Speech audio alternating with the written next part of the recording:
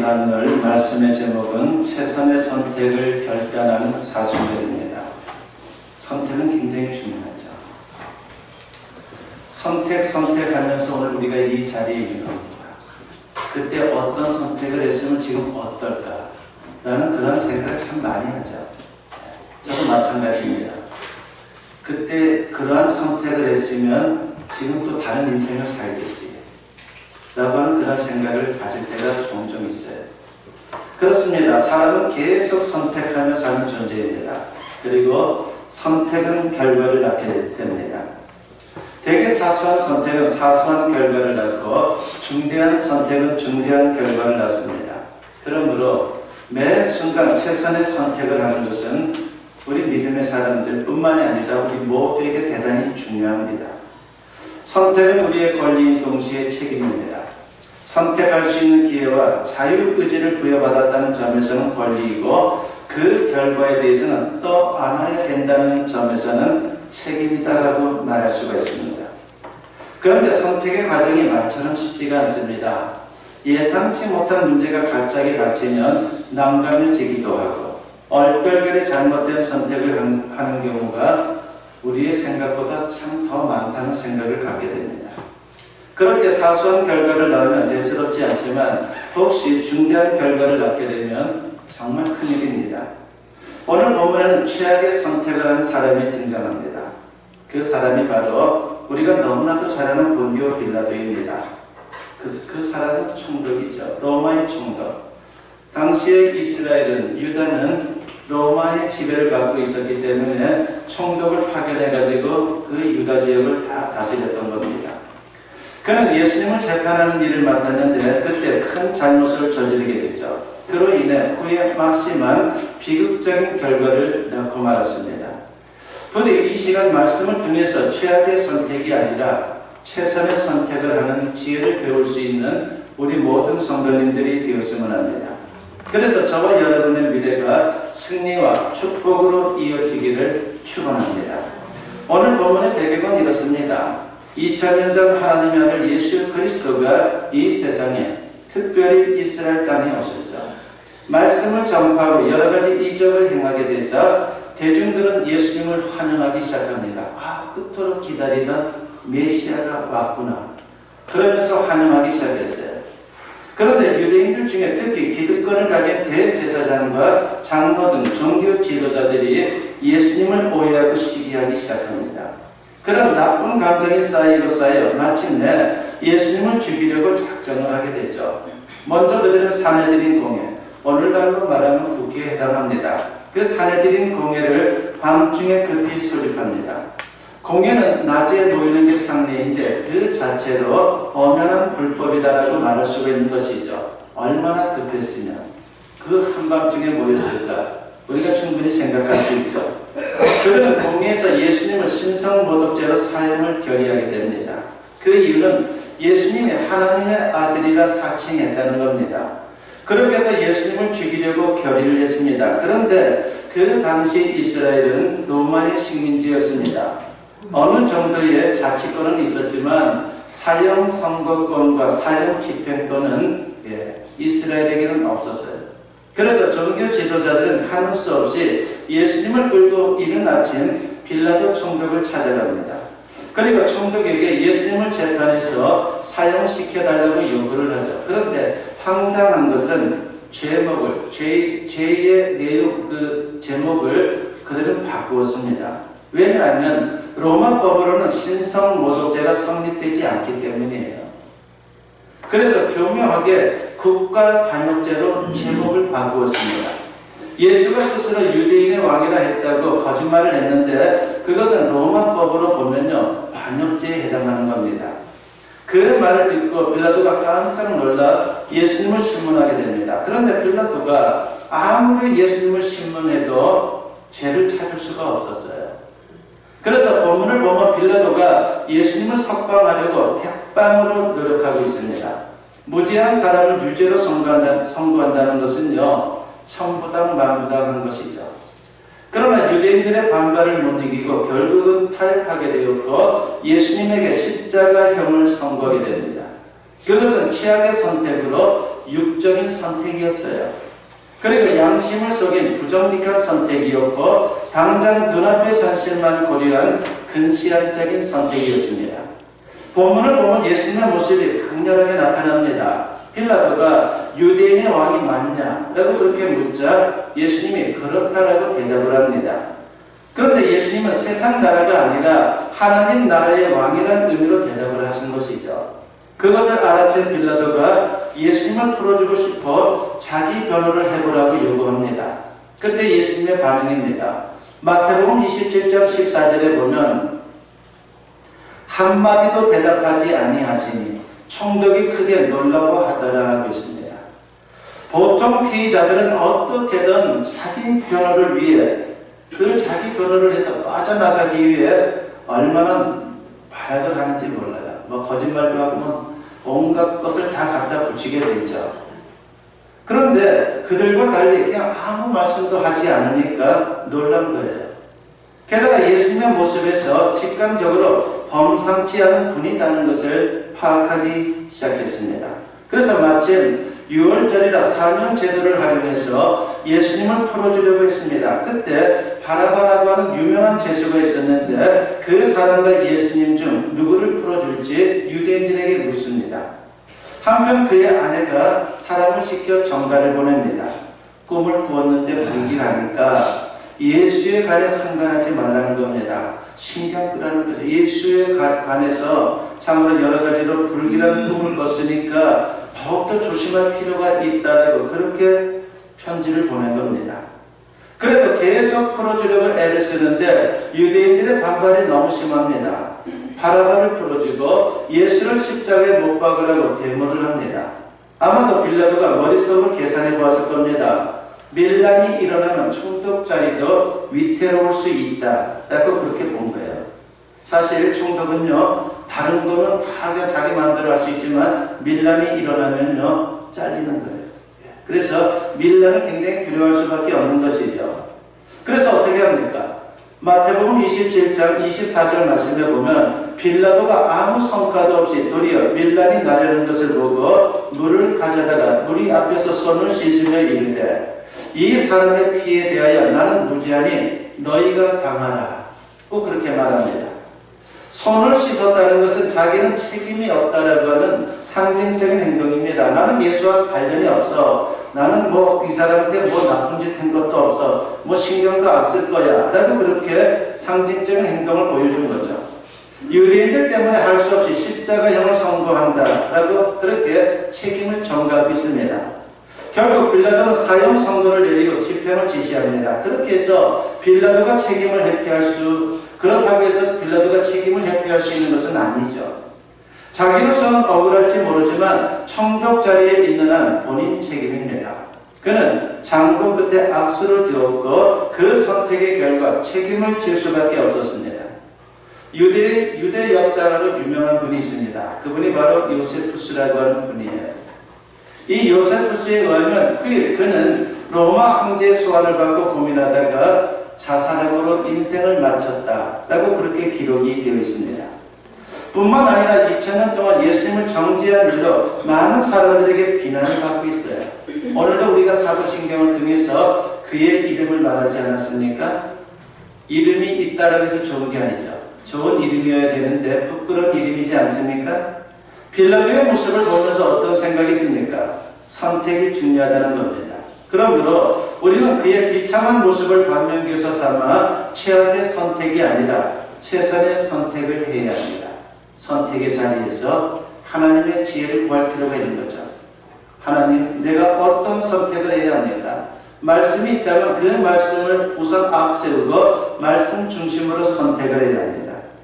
그렇다면 어떻게 하면 최선의 선택을 할 수 있습니까? 빌라도와 반대로 하면 되는 거예요. 그것에 대해서 세 가지로 여러분과 같이 생각하면서 은혜를 나누고 그리고 도전을 받고자 합니다. 첫째는 영적인 선택을 해야 돼요. 어떤 상황에서도 영적인 사람, 믿음의 사람답게 영적인 선택을 해야 한다는 것입니다. 거기에 대표적인 인물이 바로 우리가 너무나도 잘 아는 아브라함이죠. 아브라함은 하나님의 부르심을 받고 가나안 땅에 들어갔습니다. 땅은 척박하고 가뭄이 너무나도 심했습니다. 그러나 하나님이 지시한 땅이라 그 자리를 고수했습니다. 다행히 하나님이 축복하여 가축이 많이 늘어났습니다. 그런데 문제가 생겼어요. 조카 롯의 가축도 늘어나면서 양쪽의 목자들끼리 목초지 문제로 다툼이 생기는 날이 너무나도 많았습니다. 결국 아브라함이 롯에게 제안을 하죠. 약간 떨어져서 지내자. 날마다 싸울 필요가 뭐가 있니? 너와 내가 한 핏줄인데 싸우지 말고 좀 떨어져 지내자 라고 그렇게 제안을 했습니다. 그렇게 해서 먼저 롯이 선택할 수 있도록 그렇게 배려를 합니다. 그렇게 해서 롯은 요단 지역을 선택하게 됩니다. 한마디로 요단 지역은 노른자의 땅이에요. 모든 게 다 풍족합니다. 롯은 영적인 것은 고려하지 않고 오직 60만을 위한 선택을 했습니다.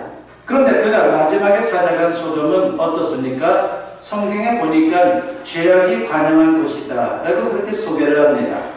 창세기 13장 10절과 13절 말씀을 보면 이에 롯이 눈을 들어 요단 지역을 바라본즉 소알까지 온 땅의 물이 넉넉하니 여호와께서 소돔과 고모라를 멸하시기 전이었으므로 여호와의 동산 같고 애굽 땅과 같았더라. 소돔 사람은 여호와 앞에 악하며 큰 죄인이었더라고 했습니다.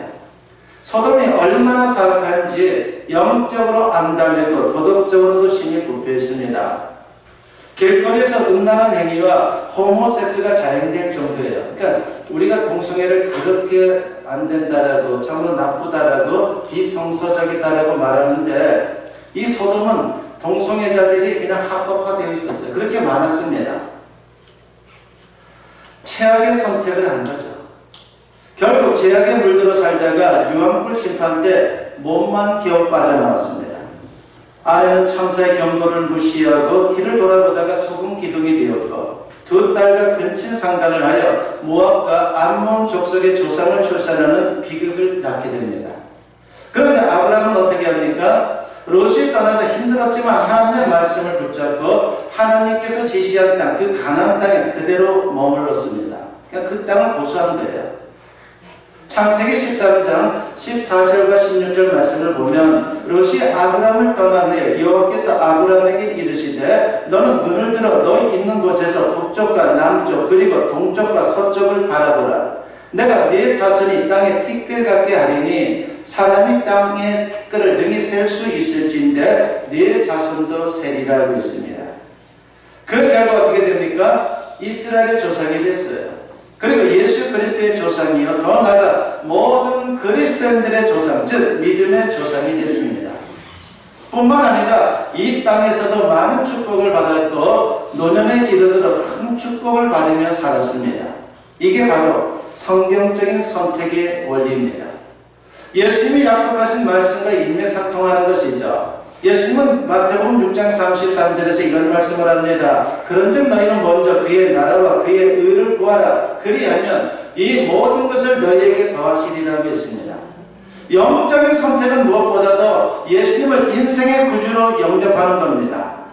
인생에서 가장 크고 중요한 선택이에요. 예수님을 믿는 그 자체는 이미 우리가 복을 받은 거예요. 그리고 그 예수님 안에서 우리가 살아갈 때에 영적인 길을 걸어갈 때에 하나님이 예비하신 은혜와 축복을 맛보는 인생을 살아갈 수가 있는 것입니다. 그래서 우리의 삶에 언제나 영적인 선택을 해야 한다는 것을 잊어서는 안 됩니다. 그러면 하나님이 넘치는 은혜와 축복을 부어주심을 여러분들의 삶 속에서 경험하게 될 것입니다. 두 번째로 우리가 선택할 때 가져야 될 기준, 그것은 정직한 선택을 해야 한다는 것을 잊지 마세요. 거짓된 선택하면 안 돼요. 모든 인간이 타락한 죄인이지만 그래도 양심의 흔적이 남아있어 죄를 지을 때면 가책을 받는 게 정상이죠. 하나님을 믿게 되면 성령으로 거듭나고 성령께서 내주하심으로 신앙 양심이 되어 그 기준이 훨씬 높아집니다.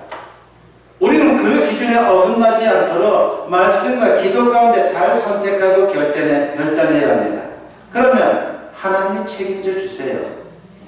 그 대표적인 인물이 성경에는 다니엘이다라고 소개를 합니다. 너무나도 잘 아는 인물이죠. 요즘 전쟁 한창 하는 이란에 그의 묘소가 있는데 유대인이면서도 이란 사람들이 존경하는 인물이죠. 인물이에요. 지금까지도. 언제나 정직한 선택을 했던 인물이죠.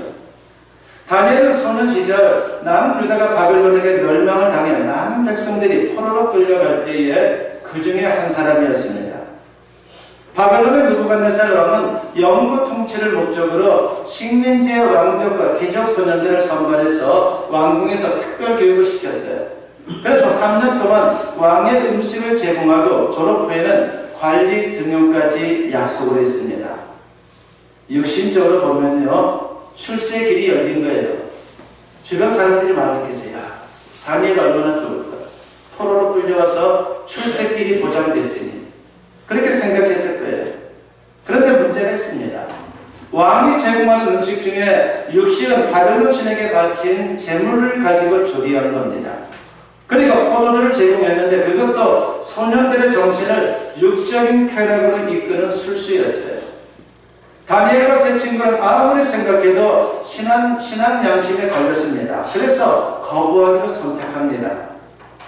포로 주제에, 그리고 피교육생 주제에 그런 행동은 큰일 날 일이지만 그 결단을 기뻐하신 하나님께서 그들을 책임져 주십니다. 다니엘서 1장 8절과 9절에 보면 다니엘은 뜻을 정하여 왕의 음식과 그가 마시는 포도주로 자기를 더럽히지 아니하리라 하고 자기를 더럽히지 아니하도록 환관장에게 구하니 하나님이 다니엘로 하여금 환관장에게 은혜와 긍휼을 얻게 하신지라 그랬습니다. 환관장이 그를 책망하지 않고 부드럽게 대해주는 것을 보고 용기를 얻게 되었고 감독에게 열흘만 채식을 하고 합당하면 계속 허락해 달라고 요청을 하게 되었습니다. 결국 3년 내내 채식을 허락받았어요. 고기도 먹지 않아도 되고 포도주도 마시지 않고 채식만 할 수 있었습니다. 그런데 채식만 해도 얼마나 건강한지 몰라요. 그리고 거기다가 공부도 너무 잘했습니다. 그로부터 3년은 어떻게 됐습니까? 다니엘서 1장 20절과 21절에 보니까 왕이 그들에게 모든 일을 묻는 중에 그 지혜와 총명이 온 나라 박수와 술객보다 10배나 나온 줄을 아니라 다니엘은 고레스 왕 원년까지 있으니라 그랬습니다. 다니엘과 세 친구는 졸업시험에서 1등부터 4등까지 차지합니다. 그리고 관리로 등용이 되죠. 물론 그 후에도 시련이 많았지만 순간순간 정직한 선택을 했을 때 하나님이 그들을 축복해 주었습니다. 다니엘은 정권이 바뀌어 바벨론을 거쳐 메데바사 그리고 오늘날의 이란인 바사에 이르기까지 장수 총리로 재직을 하면서 하나님께 영광 돌리는 그런 인생을 살았습니다. 우리가 믿음으로 선택하면 하나님이 책임져 주십니다. 그래서 정직한 선택을 우리가 피할 필요가 없어요. 거짓말하지 마세요.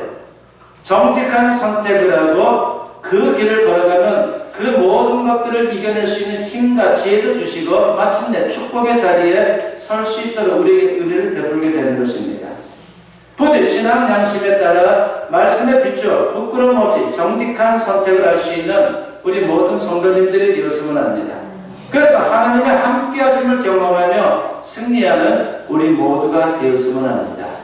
세 번째로 우리가 선택할 때 또 가져야 될 중요한 기준, 그것은 원시한적인 선택을 해야 돼요.